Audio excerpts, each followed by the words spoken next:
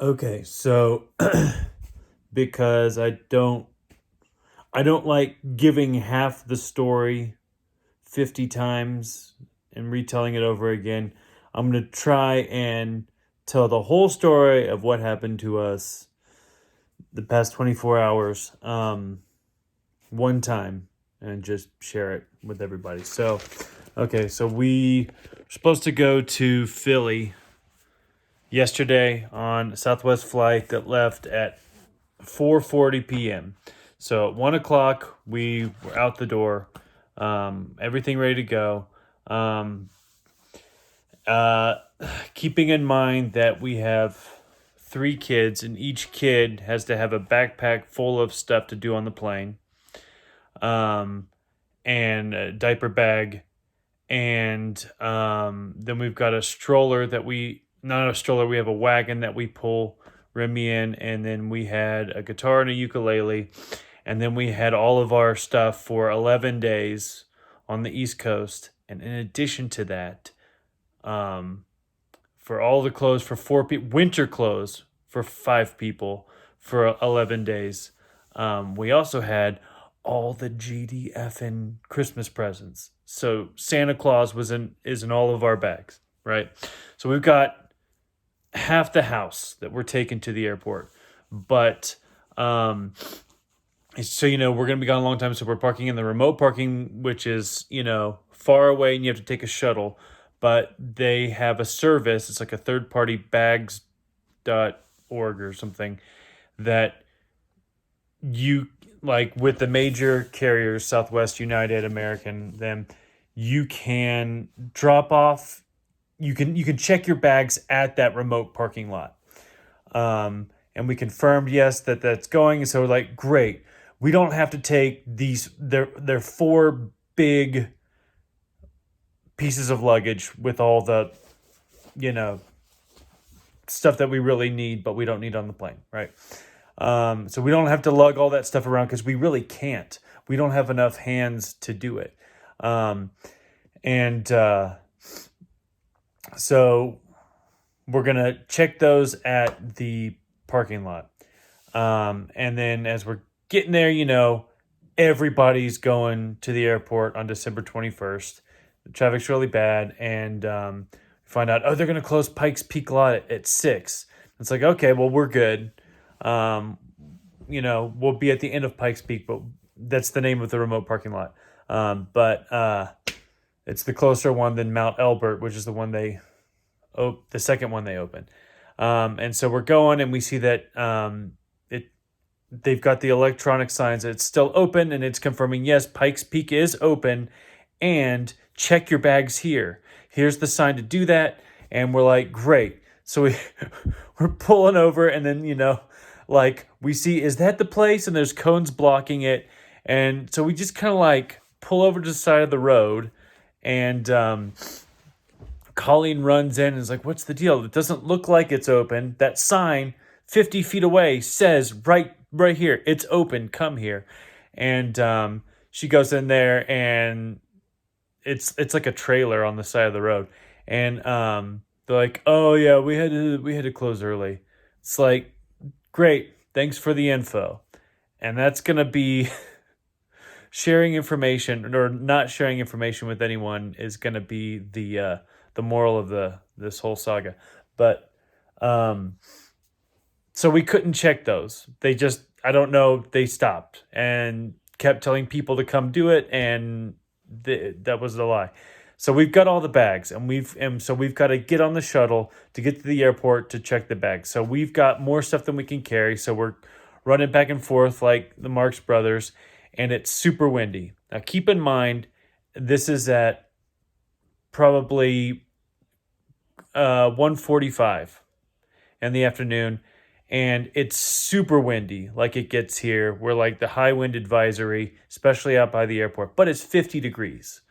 It's still 50 degrees. So when we left the house, I'm like, okay, we got to have our heavy winter coats because, it's December, and we got to have those, but we don't need them right now. So, and in addition to all that luggage, we also have our car seat, which has to get checked. So Remy's car seat. The other two have little boosters, and we usually shove those in uh, to the bag that you put that car seat in, and you can basically put those where the kid would go in that car seat. And then I also crammed all of our winter coats in there. So I'm like, it's hot. We're not going to wear these. We're going to have to keep track of these, and these are more things that we're probably not going to be able to have a place to fit on a full plane, and we're going to have to hold them and deal with them. It's like we don't need them. It's nice here, and then when we get to Philly, we're just gonna have to hop from the terminal into Mark's car and drive off. And it's not that cold in Philly anyway, so we don't need these now. Put them in that bag. Okay, remember that part. So we get there, and it's the normal airport nonsense. Go here, go get in this line so that you can do this thing, that then you get in this other line, and everyone's there, and it's a mess.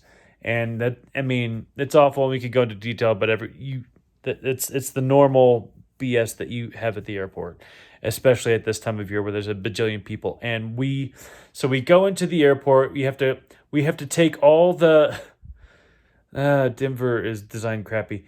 So where you come in from the parking lot, then you have to go upstairs to check your bags. So there's escalators, but like when you have a wagon and stuff that can't go up an escalator, you have to go to the one elevator. And so we go up there, and then we check our bags and all that, and then so we're going to security. So you come in, you go up the stairs, check your stuff, go through all these lines, and we're going over here, and then we have to go to the other side of the airport and go to the security line, which it's like, oh, it's saying it's taken 28 minutes. It's like, great, that's relatively speaking not that long. But then we walk, and it's like that scene from Christmas Story where we follow the end of the line, and it's no joke. We walk for a quarter mile with all that crap.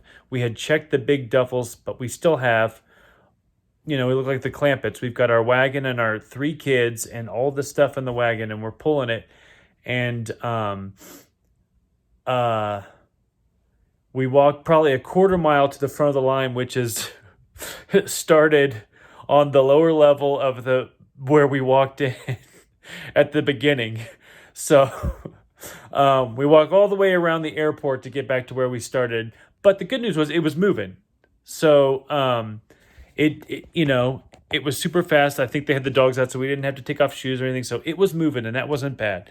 And so we get there, and we need to get food. And so, okay, cool. Plane's still on time, 4:40. Colleen went to get food. And then as we're approaching boarding time, which would have been 4:10, we're like, oh, it's delayed to 6:15. And I was right by the gate with the kids, and Colleen was getting food. And so the guy comes on the, at the gate, I guess the gate manager, and he explains what's going on. And he said, oh, we just got delayed. And, this big polar air that's coming in that we knew was happening, that, was going to drop temperatures from 50 degrees to negative 10 degrees over the course of 3 hours. And that's exactly what it did. And we thought it was coming at 5, but it's coming closer to 8. And so that's changing all the plans. And so we're reshuffling the gates. And, okay, great. Understandable. And I was like, oh, that was the most helpful information that I've ever gotten from a person at a desk at an airport, because they answered all of our questions before we asked them, and that's all we wanted. And so this guy was going to be great, and he was going to be our guy for the whole time. So the problem is, though, I'm at the gate with the kids, and he said, we're going to go just across the hall from C62 to C59, which is just on the other side of the motorized walkway. Great, we're going to chill here. But on Colleen's in line, and on the Southwest app, it's telling her we've got to go to C37. And wait, what? So then I'm running and checking the different screens, and so we're getting different information. And then so we find out it's not going to be 4:40, it's going to be 6:15. Okay, great, awesome. We'll let the kids run around and tap dance. Of course, everybody's there has got kids because everyone's traveling for Christmas. And then we're approaching, boarding time, 5:45, when we would have got on for that flight. And the guy comes on, and I guess I missed another announcement. So we don't know why, because when we got to the airport, Colleen confirmed the plane that we were getting on left Bozeman, Montana, was in the air, and we knew it would land. So we're like, okay, we're not going to be delayed. So I don't know what happened, like whether that plane got given to someone else at the airport, or there was something wrong with it when it got there. I don't know. But when we were getting ready to board at 6:15, the guy's like, "Oh, the problem with the engine, they can't get it fixed, and we're gonna have to get another plane. Sorry, guys." But he explained everything, and everyone was cool. And I don't remember if he told us then, or if it was like 30 minutes later or something. He's like, "All right, there's a plane coming in from Atlanta. It's gonna touch down at 7:50." And we're going to, get people off, get it, and then get you guys on and get you out of here. And it's probably going to be 8:40. And of course, we got that information after Mark already knew that information, because he was just using Google, and he already knew it's saying 8:40, and like the signs at the airport didn't say that. The guy at the desk hadn't said that yet. So we don't know what's going on, but like I said, the guy at the desk was the perfect amount. Like he told us everything we needed. He gave us updates as soon as he had them. He didn't give us the updates of, "Hey guys, it's been 30 minutes. I don't have anything to report. Sorry." He didn't do any of that. He told us everything that we needed to know. And so that plane got in on time, touchdown at 7:50, and then we're waiting. And we're waiting. And he's like, "Yeah, we just gotta wait for a crew to get here and take those bags off."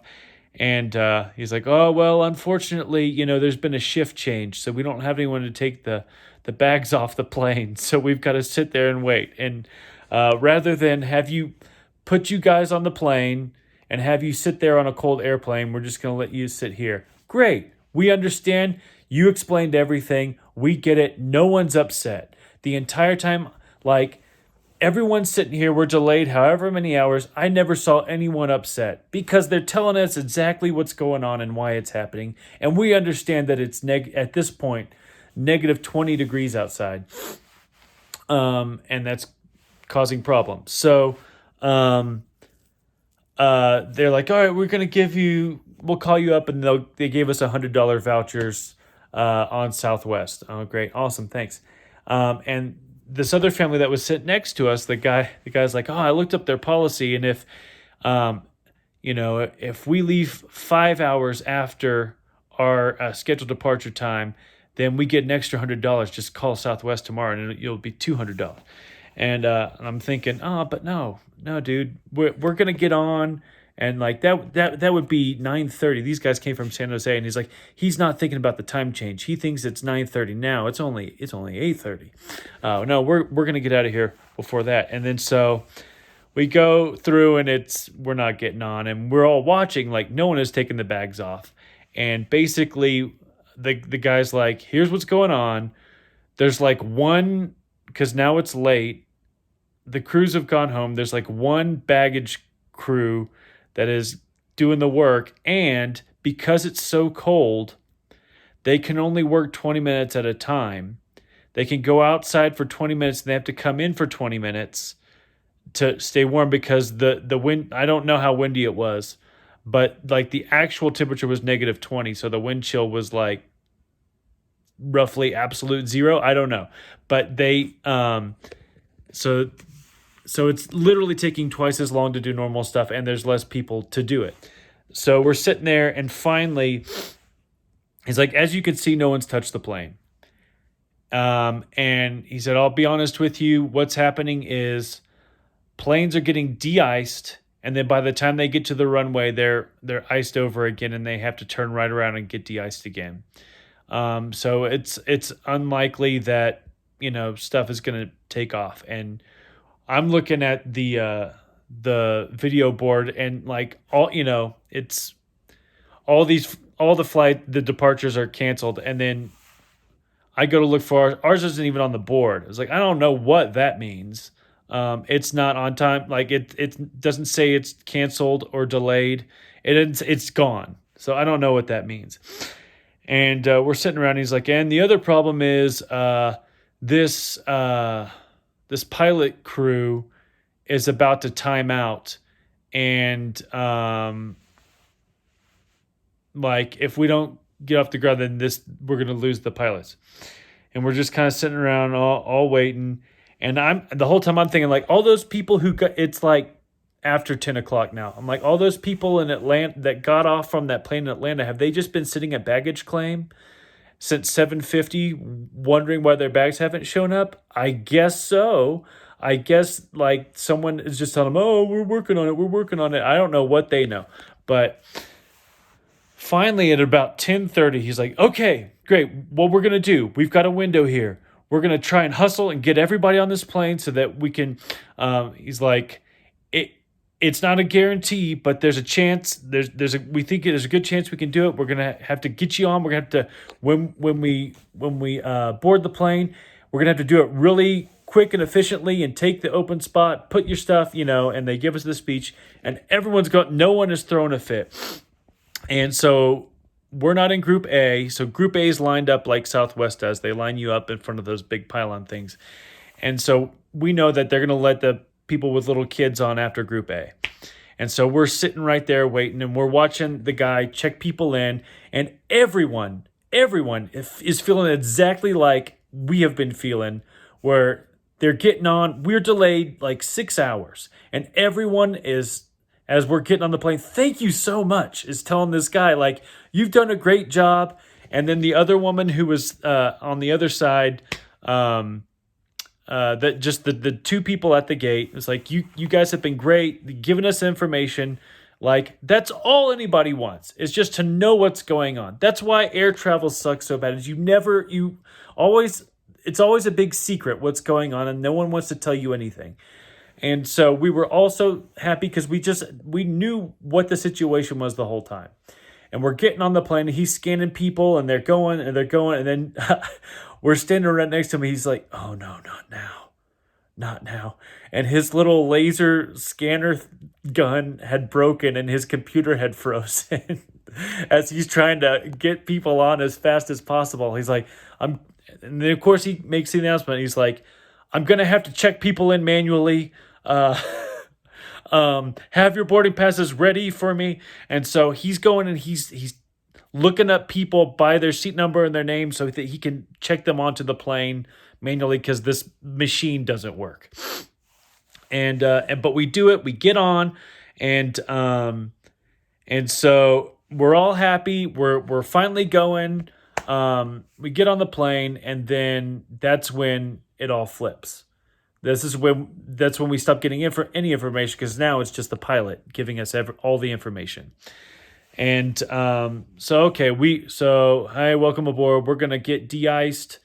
We've got to go get de-iced, and then we're gonna fly out as soon as we can. So we go, and then we're sitting, and it's like 30 minutes. Like, we're just sitting here, and then after we've been sitting for 30 minutes, he's like, oh, there's a little bit of a line to get de-iced, so we're just waiting our turn. And then 30 minutes after that, we're just sitting there, and maybe 45 minutes, we finally see the guys de-ice the plane.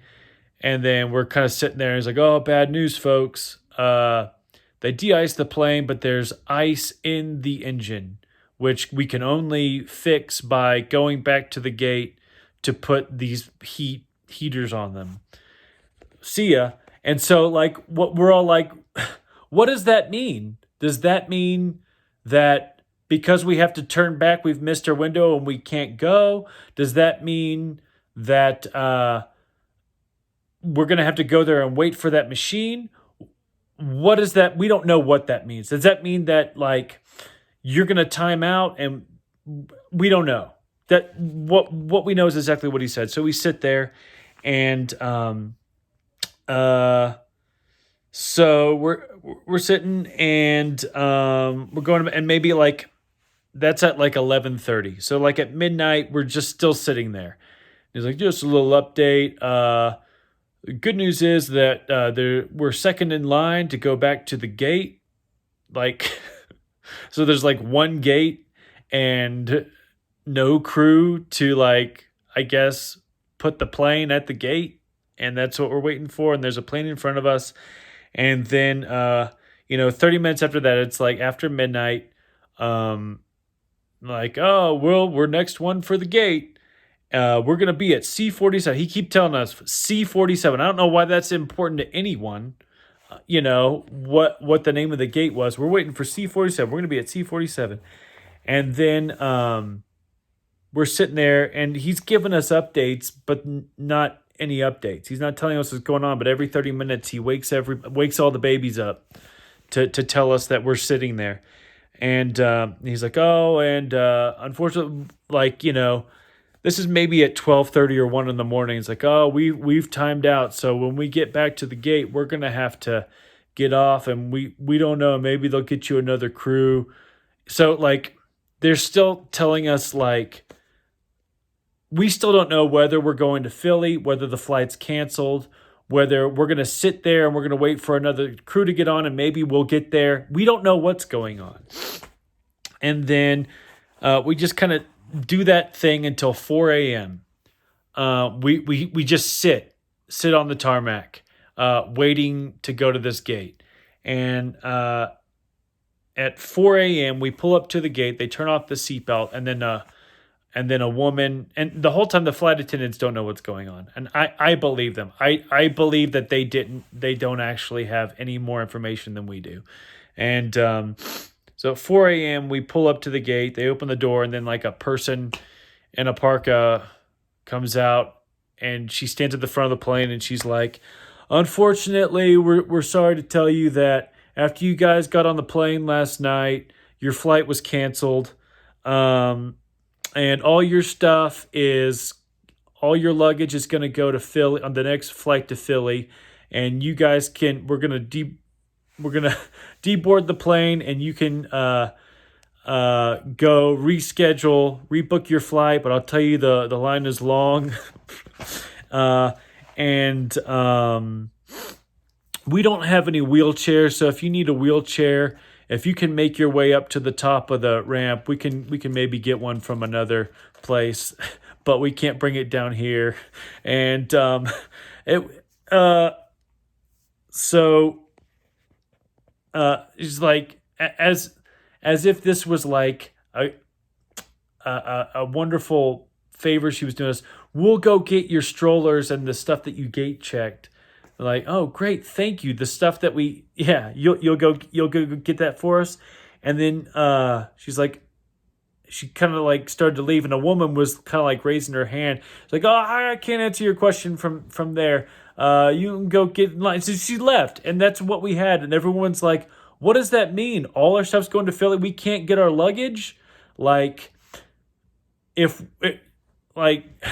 have to go get in that line to cancel our flight.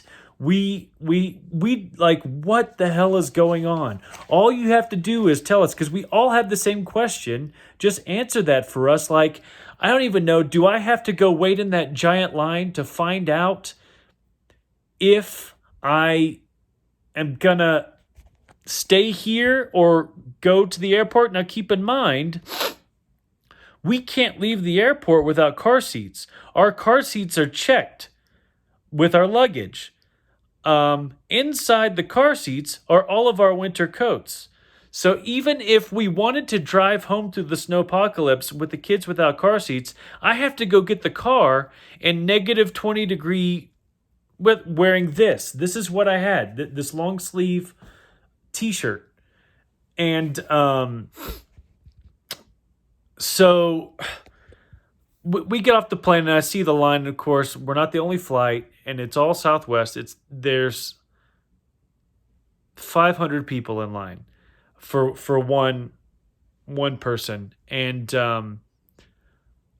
I kind of at this point, the kids have been troopers, but Julie is melting down because, of course, they wake up and we're still in Denver, and she's losing it, and we're just trying to get everybody off the plane. and figure out like where do we have to go next. I don't even know where I have to go to get an answer to a question. And then I see that woman who had popped on the plane and was talking to us, and I was like, so all our stuff's going to Philly? Yeah, it's all going to Philly. I was like our car seats there. We can't. Oh, I brought up the car seats. No, you didn't. And so I told her what our thing was. Like, so she went under and then she got our car seat out. So I had the car seat with all the coats in it. So then our plan was, if we had decided, well, shoot, we can't get to Philly, we're not going to try, or if like, which is the case, it's like, okay, well, we got to rebook this flight on Southwest. The next available flight is on Christmas, after Christmas. Well, guess what? Christmas is ruined because all the presents are in Philly. We don't have any Christmas presents for anybody. So we have to go to Philly.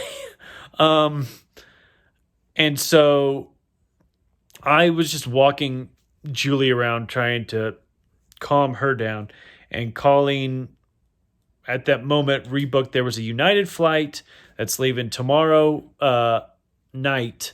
So that's our plan. So we're like, she paid as much for a one-way ticket on United as we paid for round trip tickets on Southwest, that I guess we're at least gonna cancel the one. We don't know, like, can we cancel the others and keep our return flight? I don't know if they'll let us do that. But I talked with somebody who came out of that giant line. He had been in the line for 5 hours, and at least told me what they were doing in that line, what they couldn't do. So we're like, okay, we don't have to stay here. We can go home. So I went and got the stuff. We went back to the baggage claim. We with all the kids. I went out to the car. I put my heavy stuff on, but I don't have gloves or anything. And I go wait for the shuttle out there, and it's -20, and waited 15 minutes probably for the shuttle. Get out to the shuttle, take it to the car. The car's under 6 inches of snow, and I've got to put the car seats in there and thaw out the car. And I mean, with my coat and everything on, I had to take breaks because it was so cold. I couldn't be outside the car more than a couple minutes before my hands started freezing. And there was a moment when I didn't think the car was going to start, and I was like, oh God. So we get the car back, and just like sticking my hand out to get the credit card machine, which I also, to pay for the parking, didn't think that was going to work because it was so cold. Like the LCD on it wasn't working right, and it wasn't reading my card, but it worked. But just sticking my hand out there for like the 5 seconds, I could feel my hands starting to get messed up. And like when we were trying about, my hands were like itchy. But we got back. We left the airport around 6. We got home about 6:45 because it was just a mess. And we had told the kids, oh, the good news is when on the way home, we're going to have donuts. It'll be morning time, and we'll get donuts. And then it's so cold that the donut shop wasn't even open. And we got home about 6:45, and it's frozen. We bring the kids in, put them in their beds in their coats, and Bonnie had pooped in her cage. So we made it back.